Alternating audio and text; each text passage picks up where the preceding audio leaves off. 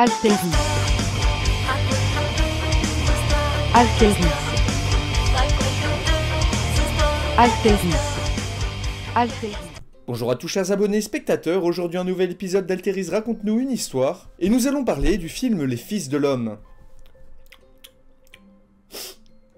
Ah, parce que attendez, vous êtes pas déjà parti le voir? Vous voulez que je vous le présente en plus? Bravo la confiance, hein, bravo. Au final, et malgré mes recherches intensives, je n'ai pas pu trouver beaucoup de films ayant pour scénario une uchronie. Généralement, quand il s'agit de modifier l'histoire, le cinéma se cantonne plus à des films d'anticipation ou bien de science-fiction. Et c'est bien dommage, parce que l'uchronie c'est fun et je suis sûr qu'un film comme ça trouverait son public.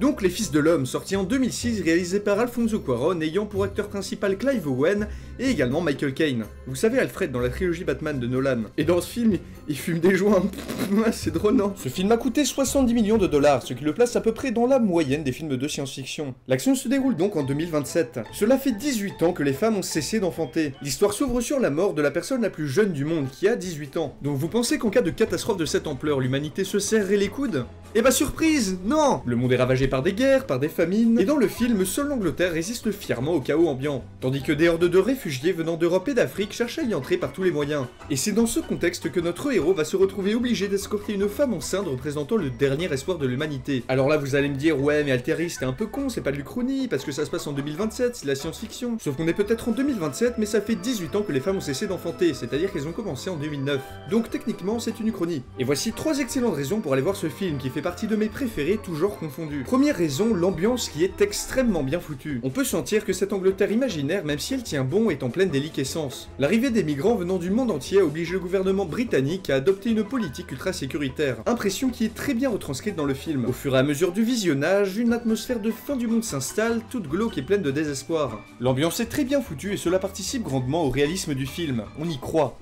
La deuxième raison est la réalisation. Alfonso Cuarón, le réalisateur, s'est plutôt fait connaître avec le film Gravity. Si vous avez visionné ce film, souvenez-vous du plan séquence du début. Donc un plan séquence, c'est quand la caméra suit l'action de manière continuelle pendant un moment. Et dans Les Fils de l'Homme, les plans séquences sont magistraux. Et ont d'ailleurs nécessité une mise en place plutôt gigantesque. Pour vous donner une idée, un plan séquence du film dure à peu près 6 minutes et est situé en pleine scène de guérilla urbaine. L'immersion est alors grandement renforcée. Et la troisième raison, c'est l'univers du film. Des petits détails comme des articles de journaux, des présentations de journal télévisé ou d'autres choses permettent d'enrichir l'environnement et l'univers du film en apprenant ce qu'il se passe en Angleterre mais aussi dans le monde. Et voici une petite compilation des détails qu'on peut trouver dans le film, bien sûr sans spoil. La destruction de New York, d'une grande partie de l'Afrique et du Kazakhstan par le feu nucléaire, la destruction des puits de pétrole saoudiens en 2020 mettant ainsi en danger l'approvisionnement mondial, la fermeture du tunnel sous la Manche et la reconversion des villes du sud de l'Angleterre en immenses camps de réfugiés, la vente de médicaments factices permettant de retrouver de la fertilité, le siège de Seattle et l'interdiction de toute immigration au Royaume-Uni. Les événements du film de plus reflètent un parallèle frappant avec l'actualité d'aujourd'hui. Chacun se fera sa propre opinion et sa propre interprétation de la vision du réalisateur, mais je vous en prie, allez voir ce film, c'est un chef-d'œuvre. Sur ce, j'espère que vous avez apprécié la vidéo, n'hésitez pas à mettre un j'aime et à cliquer sur Alfred qui fume un joint pour vous abonner. Si vous voulez me soutenir financièrement, je dispose d'une page Tipeee, n'hésitez pas à aller y faire un tour. Je suis également sur Facebook et sur Twitter, et sur ce, on se dit à la prochaine pour une nouvelle vidéo.